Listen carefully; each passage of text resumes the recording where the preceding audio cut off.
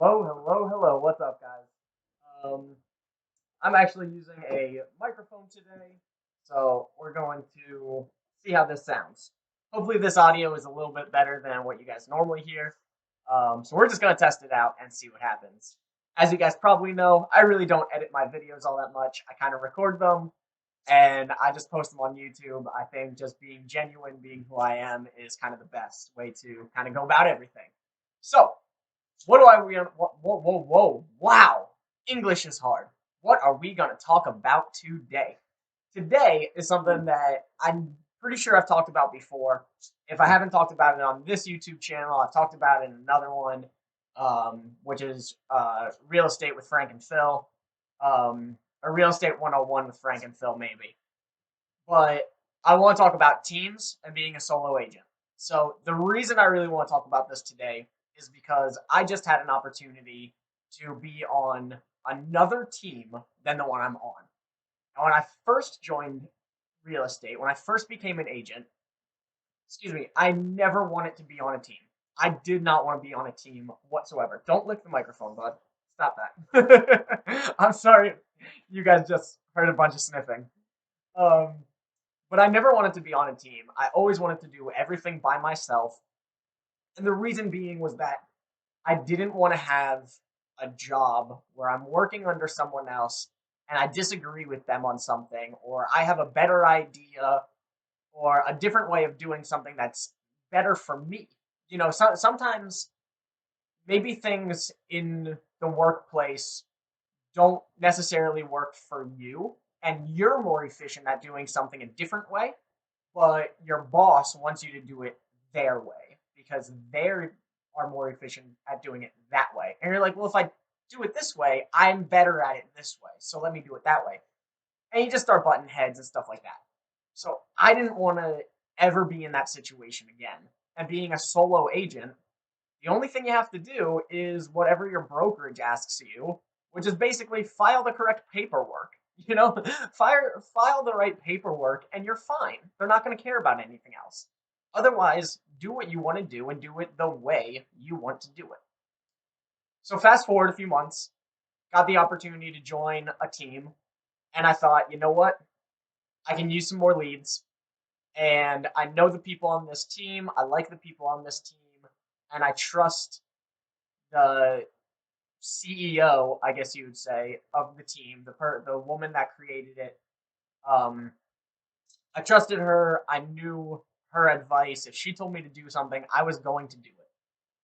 So I thought, you know what? I'm going to join this team. There's more benefit here than there is loss because I know that all she's going to care about is as long as I do what I say I'm going to do, it's fine. So she's just holding me accountable to my own goals. And everything else she's really not going to care about. As long as I do the correct paperwork, I don't do anything stupid, which is what the brokerage cares about, and I hold myself to my own goals. That's what this team is about. So I thought, awesome, perfect. Let's fast forward a month. I get really stressed out. I don't have any leads coming in. The team is sending some leads. It's not like they're not helping at all. It's just that none of the leads are. I either can't get in contact with them or they decided not to proceed with what they were doing. One of them was just like, yeah, we were interested, but then that house went off the market. And the only reason we were even going to buy a house was if it was that house. It's like, okay, well, that's useless then. And they were like, no, we're not going to move. That was literally our dream house for years. And that was it. Like, all right, cool. So I hit this point where I was just like, I need leads. I need more leads. I need money coming in. I need to build up my business, but I need something now. Like I need a paycheck now.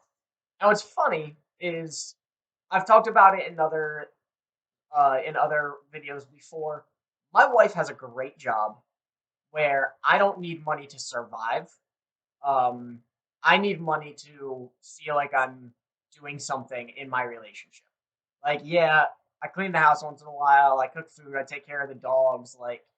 But I feel like I should be. And it's not a macho thing. It's a me personal thing because I've always had multiple jobs. This is the first time in my life that I don't have money coming in every single week. So for me, I was getting really stressed out. You know, my last closing was 2 months ago. I'm getting really stressed. I need that paycheck. And I was working with another agent, and he was like, "Hey, I really like you, and I really need help. One of my agents is sick. Another one's about to go on maternity leave. Like, I just need help. Would you mind taking some leads for me? And, you know, if you want to, you can join the team. Sign me up." So he puts me on his Zillow leads. My phone started blowing up. I did more business in 5 days than I did in 5 months. Um, and more business as in I was on more listings. Or not listings. I was in more showings. I was talking to more people. I was actively looking at stuff. Whereas the last 5 months, it was like I had one client that was active. I closed it. I had a new client that was active. Maybe I had two of them at the same time. Here it was like all day, all day. The phone's ringing, people asking for showings. I'm sending documents like all day. It's huge. Well, now what do I do? Do I do I join this guy's team or do I stay where I'm at? And now, because of how stressed I was, and because it was a financial decision to help this guy out, and because that's where my mind was, I kept going, this guy is the obvious answer. He's the obvious answer. I have money. I got checks coming in instantly. Instantly. I'm working all day. I'm constantly busy. I stay where I'm at. I don't really have checks coming in constantly. I don't really have clients calling me constantly. But what I am doing is I'm building up my business. I'm not building up the team. I'm building up me.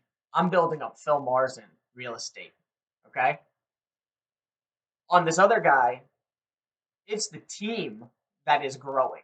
The team's leads. People are calling the team and they're getting forwarded to the agent that works on the team. Very, very different way of looking at it. And I realized, okay, if I go to this guy, I'm going to be on his team. I'm going to do things his way, and I'm not going to grow Phil Marzen real estate. I'm not going to grow my business. I'm going to grow his business. And I don't mean to knock this guy because once again, if I didn't care about that idea of working for another person and I didn't care about growing my own business, I'd 100% be with this dude. 100%. Because he has a great team. He is very, very knowledgeable in real estate. He's an investor. And he's very, very good at what he does. So I'm not knocking him at all. I'm knocking my needs. Okay? My needs are to grow my business, not just get a paycheck. My wife can pay for the house. I cannot get a paycheck ever again. And I can be a stay-at-home dad the rest of my life and we'll be fine. Okay, we got it. Things covered. We're not struggling. I don't want to be that guy though. You know, I don't want to do that. I don't want to be a stay-at-home. I like working. I like making the paycheck. That's just who I am. So my needs didn't match up with this guy's team model. My need to grow my own business matches up with the team I'm currently at. Getting quick money does not work over here though. So I had to figure it out. And because I was so stressed in the moment, those last few weeks about not having a paycheck, this team over here seemed just it was so attractive. It was such an attractive team. I was 100% sure I was going over here. I told him I was going over there. He sent me the contract. We were ready. I mentioned to one of the people on this team, hey, I might not be with you. I might end up leaving. And my team lead came to me and she was like, hey, Phil, I know everything. I know this. Guess what? We're working on this. We're working on this. Like, I'm not going to beg you to stay. But I want you to know we've had issues. We're going to fix them. None of that changed anything. Talking to those two people didn't change my opinion. I was still going with this guy because that's what I needed. Neither one pushed me in any direction. Spoke to my wife, and my wife was like, listen, I know that how you are with getting a paycheck. It's not a macho manly thing. Like, this is who you are. You need to have that paycheck to like and work to feel like you're doing something in your life. But I also know that you need to run your own business. And I know that if you go over to here, you're going to run his business. You're not going to run yours. And I know, again, this is my wife. I know that if you do that, you're going to be miserable in about 2 months when you realize that you're not growing your business, you're only growing his business. I sat there and I went, holy shit, you're right. You're right. You know, the money, put the money aside. The money no longer matters. Real estate was something that I did because I love real estate as an investment. I love it as a hobby. I've been looking at houses since I was a kid. Like I love this field that I work in, and I adore the fact that I can do what I want to do in real estate. And when she brought that to my attention, I thought, I can't go to this team. I have to stay over here. So my point in all of this, the reason I'm telling you this story is to make you aware that teams are going to look really appealing. Okay, teams are going to look appealing. I was actually just at a speech today with Gary Mercer. He has a very large team in Keller Williams in Pennsylvania and Delaware. I'm pretty sure he's in New Jersey as well and Maryland. But he closes over 500 units. They close over 500 deals a year. You know, it's a big that's a big team. That's huge. The way his team works is not appealing to me. It's just not the way that I would want to be on a team. One of my colleagues is kind of a Delaware agent, basically, for the Gary Mercer team. He loves it. He loves how the team works because it works for him. So the question of whether you want to be on a team or a solo agent goes a lot deeper into it. First, you need to find out, well, why do you want to be on a team, or why do you want to be a solo agent? And then go into looking, okay, well, how do these teams work? If you're on this team, is it going to hit all the needs and that you have, and is it going to give you all of your wants as well? If you go over to this team, is it only going to do half the things that you want to do? Or is one team going to limit you in a way that's really important to you? So you don't want to be limited. But some teams are going to limit you in certain areas. But it all depends on your needs. Okay? So my goal here is really think about what you need when you join, when you just become an agent. You know, why are you becoming an agent and how do you want to work? If you want to be solo and you want to do things when you do things and you want to do things your way, solo agent. Or find a team that you're basically a solo agent where you have like-minded people that are all around you. That's kind of how my team is, where I am my own agent. I work under this team, but I kind of can do things when I want to do things. But they're going to hold me accountable to my goals. Or you can be on another team where they're going to say, hey, you have to do these things in order to stay on this team. You know, this is your job on this team. Maybe that's what you want. But you really need to figure it out.